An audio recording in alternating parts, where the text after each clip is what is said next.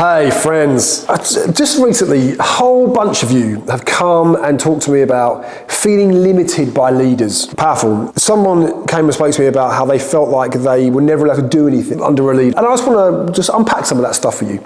You can watch the rest of this clip on YouTube because it's going to be quite a long one for Instagram. But here's the deal. All leaders limit, all of them. Your mum and dad who lead in your home, they limit you. Your boss or your CEO at work limits you. Your pastor in your church limits you. Why? Because the vision that individual carries and the responsibility they carry to outwork the vision that is in their heart and also possibly in the heart of a board member or in the heart of God, if you want to talk about Christianity, for them and for the area they serve in, will automatically require you and ask you to come under that vision. Automatically.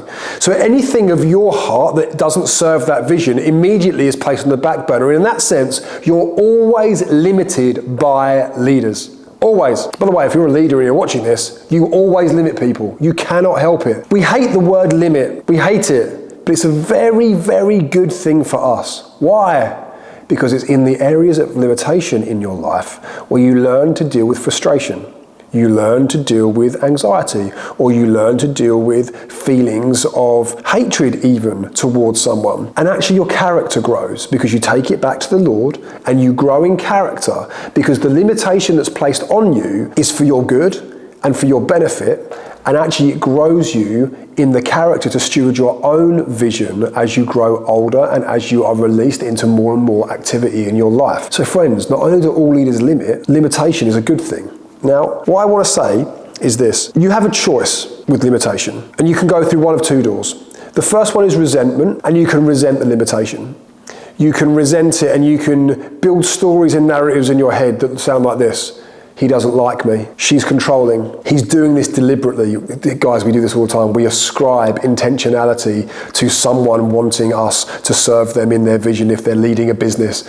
Guys, that's not controlling. They're not doing it deliberately. They're asking you, and you don't have to serve in that vision, but they'll ask you to serve their vision. That's what they're doing. That's what all leaders do. So you can go down that journey of resentment, go through the door of resentment, and begin to build stories of your leaders in your life that essentially are that they're controlling, nasty people. And we see that a lot in our culture. Or you can walk through a different door. The different door is this: the limitation in your life is good. The limitation in your life might feel negative in a moment, but it will grow you in your character, and you can receive it as such. And what's interesting about that door is that you don't build these stories about leaders that they're controlling or that they're manipulative or that somehow they are making you do something that you don't want to do. They make you feel a certain way. Like, you don't go down that journey or down that route. What you do is that you say, Lord, I receive this limitation and I trust you for the full expression of my vision as I serve in this vision. And that is a lot freer place to be.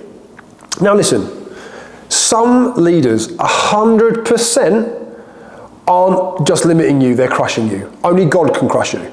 The kabod, the shekinah, the heavy presence of God comes on you. You fall over, whatever it is in the physical manifestation of it, but it crushes you to produce wine. That's what the Lord does. He falls on you, He crushes you, He produces wine. Your leaders are not meant to crush you. God is creating wine in you. They are expressing to you how to use your wine, okay? So leaders don't crush, but they do provide a cap automatically through their vision, but also they may say to you, hey, we're not going to release you in this area yet until this part of your life is sorted out. So they put a cap on you, and your job is not to always find the next person who will not cap you. Your job is to say, is that cap real and for my benefit?